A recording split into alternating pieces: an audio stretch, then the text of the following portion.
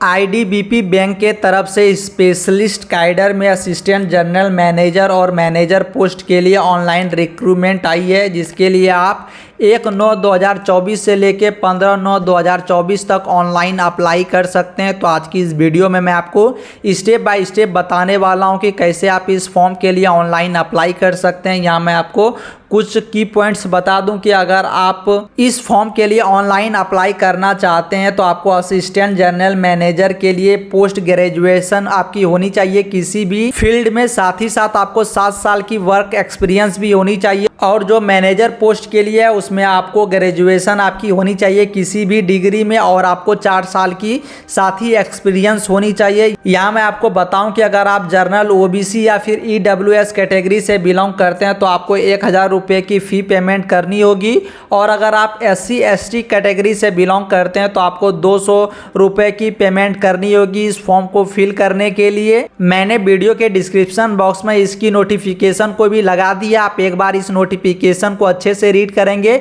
आपको सारी की पॉइंट्स इस नोटिफिकेशन में दी गई है कि आपकी जो टोटल पोस्ट है वो कितनी होने वाली है, आपकी जो एक्सपीरियंस है वर्क एक्सपीरियंस वो कितनी होनी चाहिए, आपकी एज किस पोस्ट के लिए क्या होनी चाहिए, सारी चीज़ें आपको इस नोटिफिकेशन में मिल जाएगी। तो आप एक बार इसे अच्छे से रीड करेंगे और अगर आपको लगती है कि आप एलिजिबल है इस फॉर्म के लिए ऑनलाइन अप्लाई करने को लेकर तो आपको वीडियो के ही डिस्क्रिप्शन बॉक्स पर एक लिंक मिलेगी। आप जब उस लिंक पर क्लिक करेंगे तो आप इस तरह के वेबसाइट पर आ जाएंगे। यहाँ आप देख सकते हैं कि ऑनलाइन स्टार्ट की जो डेट है वो मेंशन है, एंड डेट भी मेंशन है। अब आपको सबसे पहले यहाँ पर न्यू रजिस्ट्रेशन करनी होगी, उसके लिए आपको click here for new registration के ऑप्शन पर क्लिक करनी है। इसके ऑप्शन पर क्लिक करते ही सबसे पहले आपको यहाँ पर फर्स्ट नेम को इंटर करनी है, फिर आपको उसी नेम को यहाँ पर कंफर्म कर लेनी है, फिर मिडिल नेम इंटर करनी है, फिर मिडिल नेम को कंफर्म करनी है। उसके बाद अगर आपकी कोई लास्ट नेम है तो उसे आप इंटर करेंगे और उसे कंफर्म करेंगे। देन आपको अपनी मोबाइल नंबर यहाँ पर इंटर करनी है, जो भी मोबाइल नंबर आप यूज़ करते होंगे उसे आप इंटर करेंगे। देन उसी मोबाइल नंबर को आप यहाँ पर इंटर कर कर कंफर्म करेंगे। फिर अगर आपके पास कोई अल्टरनेटिव मोबाइल नंबर है तो आप दे सकते हैं, नहीं तो आप इसे छोड़ सकते हैं, ये बिल्कुल ऑप्शनल है। देन आपको यहाँ पर अपनी ईमेल आईडी इंटर करनी है और उसी ईमेल आईडी को यहाँ पर कंफर्म ईमेल आईडी के ऑप्शन पर जाकर क्लिक कर देनी है। देन आपको यहाँ पर सिक्योरिटी कोड को इंटर करनी है, उसके बाद आपको सेव एंड नेक्स्ट के ऑप्शन पर क्लिक कर लेनी है। देन अब आपके सामने में यहाँ पर फोटो एंड सिग्नेचर को अपलोड करने का पॉपअप आ जाएगा। अब आपके जो भी मोबाइल नंबर आपने दी होगी उस पर आईडी और पासवर्ड आपको सेंड कर दी गई है। आपको फ्यूचर में कभी भी इस एप्लीकेशन में लॉगिन करनी है तो आप उसी आईडी और पासवर्ड को इंटर कर कर लॉगिन करेंगे। तो चलिए आपको यहाँ पर सबसे पहले अपनी फोटोग्राफ्स को अपलोड करनी है। चूज फाइल के ऑप्शन पर क्लिक करके फिर आपको इस बॉक्स पर टिक करनी है, फिर आपको सिग्नेचर यहाँ पर अपलोड करनी है और उस सिग्नेचर को यहाँ पर अपलोड करने के बाद इस बॉक्स के ऊपर टिक करनी है। फिर आपको यहाँ पर नेक्स्ट के ऑप्शन पर क्लिक कर देनी है। यहाँ मैं आपको बता दूं कि अगर आप फोटोग्राफ्स और सिग्नेचर से रिलेटेड गाइडलाइंस को देखना चाहते हैं कि आप कितनी साइज की फोटोग्राफ और सिग्नेचर को अपलोड कर सकते हैं तो उसके लिए आपको यहाँ पर guidance for scanning the photographs and signature के ऑप्शन पर क्लिक करनी है। यहाँ पर आपके सामने में फोटोग्राफ्स और सिग्नेचर की गाइडलाइंस ओपन हो जाएगी। सबसे पहले यहाँ पर फोटोग्राफ्स के लिए आप देख सकते हैं कि आपकी जो फोटोग्राफ्स की साइज होगी वो 20 KB से 50 KB के बीच में होनी चाहिए। उसी तरह से आप यहाँ पर सिग्नेचर के लिए भी साइज को देखेंगे, डायमेंशन भी सिग्नेचर की दी गई है, फोटोग्राफ्स की भी डायमेंशन यहाँ पर दी गई है। तो आप इसके अकॉर्डिंग अपने फोटोग्राफ, सिग्नेचर और उससे रिलेटेड सारी चीज़ों को यहाँ पर देखेंगे। फिर आपको यहाँ पर अगेन बैक अपने फॉर्म पर चली जानी है। अब आपको यहाँ पर फोटोग्राफ्स को अपलोड करनी है, फिर आपको यहाँ पर अपनी सिग्नेचर को अपलोड करनी है। देन नेक्स्ट के ऑप्शन पर क्लिक कर देनी है। देन अब आपके सामने में यहाँ पर बेसिक इन्फॉर्मेशन को आपको फिल करनी है। सबसे पहले आपको यहाँ पर पोस्ट पूछी गई कि आप किस पोस्ट के लिए ऑनलाइन करना चाहते हैं। आप सेलेक्ट के ऑप्शन पर क्लिक करेंगे। यहाँ पर आपको असिस्टेंट जनरल मैनेजर और मैनेजर 2 पोस्ट दिखाई देगी। आप जिसके लिए भी ऑनलाइन अप्लाई करना चाहते हैं उसे आपको यहाँ पर इंटर करनी है। देन आपको यहाँ पर पोस्ट कोड भी दिखाई देगी, आपको इस पर क्लिक कर लेनी है। फिर आपको यहाँ पर फंक्शनल एरिया पूछी जाएगी तो उसे आपको क्लिक कर कर इसे चूज़ कर लेनी है। देन आपसे आपकी कैटेगरी पूछी जाएगी, आप जिस भी कैटेगरी से बिलोंग करते हैं उसे यहाँ पर चूज़ करेंगे। देन ओके करेंगे। अब आपसे यहाँ पर पूछी जा रही है कि क्या आपके फैमिली मेम्बर्स में से कोई भी 1984 की जो राइट्स हुई थी उससे अफेक्टेड है। तो अगर आप है तो यस करेंगे, या फिर आपके फैमिली में कोई अफेक्टेड है तो आप यहाँ पर यस करेंगे, या फिर आप नो कर देंगे। फिर आपको यहाँ पर अपनी रिलीजियंस को सेलेक्ट करनी है, आप किस रिलीजन से बिलोंग करते हैं। तो चलिए मैं हिंदू सेलेक्ट करूंगा। उसके बाद आपको यहाँ पर पूछी जा रही है कि क्या आप माइनॉरिटी कम्युनिटी से आते हैं। अगर आप आते हैं तो आप यस करेंगे, नहीं तो आपको यहाँ पर नो कर देनी है। फिर आपसे यहाँ पर पूछी जा रही है कि क्या आप एक्स सर्विसमैन में से आते हैं। अगर आते हैं तो यस करेंगे, नहीं तो नो करेंगे। फिर आपको यहाँ पर नीचे पूछी जा रही है कि क्या आप आईडीबी बैंक के एम्प्लॉई है। तो अगर आप है तो यस करेंगे, नहीं है तो आपको यहाँ पर नो कर देनी है। देन आपको यहाँ पर स्क्रॉल करनी है। फिर आपसे यहाँ पर पूछी जा रही है कि क्या आपने पहले कभी भी आईडीबीआई बैंक के किसी भी फॉर्म के लिए ऑनलाइन अप्लाई किया है। अगर आपने किया है तो यस करेंगे, और नहीं किया है तो आपको यहाँ पर नो कर देनी है। अगर आप यस करेंगे तो आपको यहाँ पर किस पोस्ट के लिए आपने ऑनलाइन किया है उसे इंटर करनी होगी आपको, और फंक्शनल एरिया को भी आपको यहाँ पर इंटर करनी होगी। उसी से रिलेटेड सारी चीज़ों को यहाँ पर इंटर करनी होगी। आप सेलेक्ट हुए थे या फिर आप सेलेक्टेड नहीं हुए थे तो उसे आपको इंटर करनी है। और आपको यहाँ पर उसके नीचे आपकी जो प्लेस है वो पूछी गई है, यानी कि डोमिसाइल आपकी कहाँ पर है उसे इंटर कर देनी है आपको। देन आपको अपनी स्टेट ऑफ डोमिसाइल को यहाँ से सेलेक्ट कर लेनी है। आपको यहाँ पर अपने डोमिसाइल की जो डिस्ट्रिक्ट होगी उसे आपको सबसे ऊपर पर इंटर करनी है। फिर आपको अपनी डोमिसाइल यहाँ से सेलेक्ट करनी है कि आप किस स्टेट से इस फॉर्म को फिल कर रहे हैं। फिर आपको आपकी नेशनलिटी पूछी जाएगी, तो यहाँ से आप इंडियन सेलेक्ट करेंगे। पैन कार्ड के नंबर को आपको यहाँ पर इंटर करनी होगी।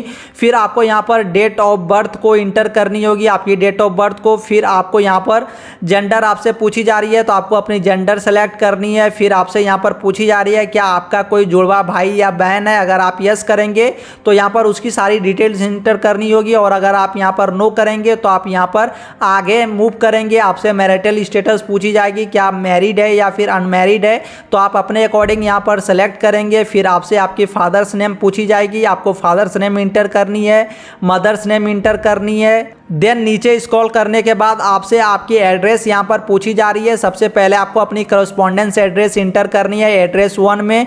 फिर आपको यहाँ पर अपनी डिस्ट्रिक्ट इंटर करनी है, स्टेट इंटर करनी है, पिन कोड इंटर कर देनी है। और अगर आपकी करस्पॉन्डेंस एड्रेस और परमानेंट एड्रेस दोनों सेम है तो आपको यहाँ पर इस बॉक्स के ऊपर क्लिक कर देनी है। और अगर आपकी दोनों एड्रेस अलग अलग है तो आपको दोनों मैनुअली यहाँ पर फिल करनी होगी। देन यहाँ पर आपके जीएसटी एड्रेस को पूछी जाएगी, तो यहाँ पर क्लिक कर आप इसमें से कोई भी एड्रेस को चूज कर सकते हैं। देन आपको यहाँ पर आपकी फॉर्म की जो फी है वो सबसे नीचे पर आपको दिखाई देगी कि आपको कितनी फॉर्म फी लगने वाली है। उसके बाद सारे डिटेल्स को एंटर करने के बाद आप एक बार वैलिडेट योर डिटेल्स के ऑप्शन पर क्लिक करेंगे। आपने अगर कोई भी ऑप्शन यहाँ पर जो रिक्वायर्ड होगी उसे अगर आपने छोड़ी होगी तो आपको इस तरह से एरर शो करेगा। यहाँ पर आपको उस डिटेल्स को एंटर करनी होगी, उसके बाद ये एरर यहाँ से खत्म हो जाएगी। देन आपको सेव एंड नेक्स्ट के ऑप्शन पर क्लिक कर लेनी है।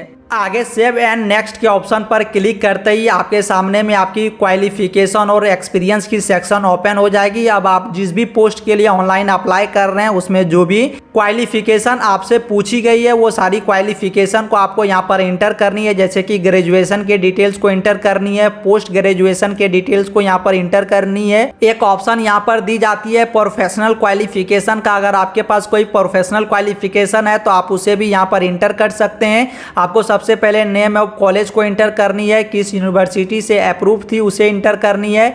उसके बाद आपकी डिग्री किस में है उसे आपको सेलेक्ट करने के लिए यहाँ पर सेलेक्ट के ऑप्शन पर क्लिक करनी है। इतनी सारी ऑप्शंस आपको यहाँ पर दिखाई देती है कि अगर आपने इसमें ग्रेजुएशन की है और अगर इस लिस्ट में आपकी ग्रेजुएशन का नाम नहीं होगा तो आपको यहाँ पर अदर्स के ऑप्शन पर क्लिक करनी है। फिर डेट ऑफ पासिंग इंटर करनी है, कितने % मार्क्स आप लाए थे उसे इंटर करनी है। फिर आप किस डिवीजन से पास किए थे उसे आपको यहाँ पर इंटर करनी है। देन उसी तरह से पोस्ट ग्रेजुएशन के डिटेल को इंटर करनी है। प्रोफेशनल क्वालिफिकेशन कोई है तो उसे आप इंटर कर सकते हैं। देन आपको यहाँ से स्क्रॉल कर नीचे आनी है। फिर आपको यहाँ पर आपके एक्सपीरियंस से रिलेटेड चीज़ें दी गई है। मैंने आपको पहले ही बताया था कि जो ये असिस्टेंट जनरल मैनेजर के लिए आपको 7 साल की एक्सपीरियंस आपके पास होनी चाहिए और मैनेजर के लिए आपकी 4 साल की एक्सपीरियंस होनी चाहिए। तो यहाँ पर आप यस करेंगे। उसके बाद आपसे यहाँ पर पूछी जा रही है कि क्या आपको कंप्यूटर्स के बारे में जानकारी है, तो आप यहाँ पर यस करेंगे। उसके बाद आपको अपनी कंप्यूटर की नॉलेज की डिटेल्स इंटर करनी होगी। आप यहाँ पर गुड, एडवांस या फिर फिर बेसिक को इंटर कर सकते हैं कि आपकी नॉलेज किस तरह की है, आप यहाँ पर उसे इंटर करेंगे। फिर आपको यहाँ पर अपनी एक्सपीरियंस के डिटेल्स को इंटर करनी होगी। फिर यहाँ पर आपको इस बॉक्स के ऊपर टिक कर देनी है। उसके बाद आपसे यहाँ पर आपकी लैंग्वेज की नॉलेज पूछी जाएगी। आप यहाँ पर एक लैंग्वेज को आपको मैंडेटरी है कि फिल करनी होगी, जिस लैंग्वेज को आप रीड राइट और स्पीक करने जानते होंगे। देन आप एक से ज़्यादा लैंग्वेज को इंटर कर सकते हैं। उसके बाद उस लैंग्वेज को आप रीड करने जानते हैं, राइट करने जानते हैं, स्पीक करने जानते हैं। जो चीज़ भी आप करने जानते हैं उसके ऊपर आपको यहाँ पर टिक कर देनी है। उसके बाद सारे डिटेल्स को एंटर करने के बाद वैलिडेट योर डिटेल्स करेंगे। अगर कोई एरर नहीं आएगी तो आप सेव एंड नेक्स्ट के ऑप्शन पर क्लिक करेंगे। अब आगे सेव एंड नेक्स्ट करते ही आपके सामने में आपकी फॉर्म की पूरी प्रीव्यू इस तरह से ओपन हो जाएगी। अब आपको यहाँ पर स्क्रॉल कर नीचे आनी है। फिर आपने जो भी डिटेल्स यहाँ पर इंटर की होगी सारे डिटेल्स को एक बार क्रॉस वेरीफाई करेंगे। आपको अगर लगती है कि आपकी सारी डिटेल्स यहाँ पर सही है तो आपको आई एग्री के ऑप्शन पर क्लिक करनी है। फिर कंप्लीट रजिस्ट्रेशन के ऑप्शन पर क्लिक कर देनी है। और अगर आपको लगती है कि कोई डिटेल्स यहाँ पर आपकी गलत है तो आपको यहाँ पर बैक जाकर उसे आप एडिट कर सकते हैं। तो चलिए मैं कंप्लीट रजिस्ट्रेशन के ऑप्शन पर क्लिक करूंगा, देन ओके करूंगा, फिर यहां से ओके कर दूंगा। ओके करने के बाद अब आपको आपकी फॉर्म की जो फी है वो आपको यहां पर दिखाई देगी। फिर आपको यहां पर कैप्चा फिल करनी है, देन सबमिट के ऑप्शन पर क्लिक करनी है। अब आपके सामने में आपके फॉर्म की फी को पेमेंट करने के लिए पेमेंट की डैशबोर्ड ओपन हो जाएगी। आप यहां पर credit card, debit card, internet banking, wallet या फिर क्यूआर या फिर यूपीआई आप किसी के थ्रू भी अपने पेमेंट को करेंगे। पेमेंट सक्सेसफुल करने के बाद आपके सामने में आपकी फॉर्म डाउनलोड करने की ऑप्शन आ जाएगी।